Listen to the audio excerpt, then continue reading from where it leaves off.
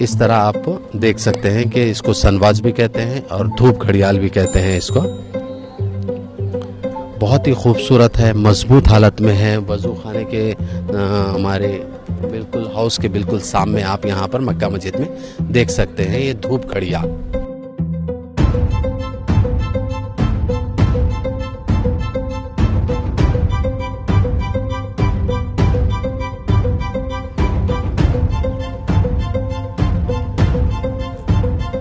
اللہ کے فضل و کرم سے اب تک میں نے 42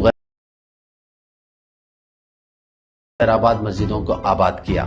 حیدرآباد سکندرآباد میں تقریباً 132 غیر آباد مساجد تھے, جس میں سے میں نے کچھ مسجدوں کو آباد کیا. حیدرآباد میں کے علاوہ تلنگانہ میں قطب شاہی دور میں, بہمینی دور میں, مغلیہ دور میں یا آصف جائی دور میں جتنے غیر آباد مساجد ہے اس کا نہ تو وقف بورڈ کے پاس ریکارڈ ہے. میں سمجھتا ہوں شاید ہی کسی کے پاس ہوگا جو ریکارڈ میرے پاس ہے, ویڈیو کی شکل میں یا فوٹوز کی شکل میں.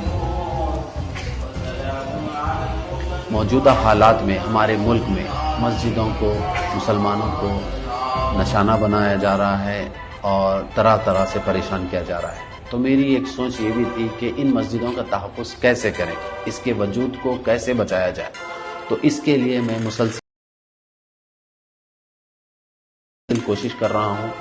نہ صرف حیدرآباد بلکہ پورے تلنگانہ میں گھومتا ہوں, پھرتا ہوں کہ جہاں کہیں بھی غیر آباد مسجد ہوتی ہے تو میں وہاں پر پہنچتا ہوں اور اس کے تمام ریکارڈ کو محفوظ کرتا ہوں. بعض مسجدوں کو آباد کرنا ممکن بھی نہیں ہوتا کیونکہ 100% غیر مسلم علاقہ ہوتا ہے, وہاں پر مسجد کو آباد رکھنا ممکن نہیں ہوتا.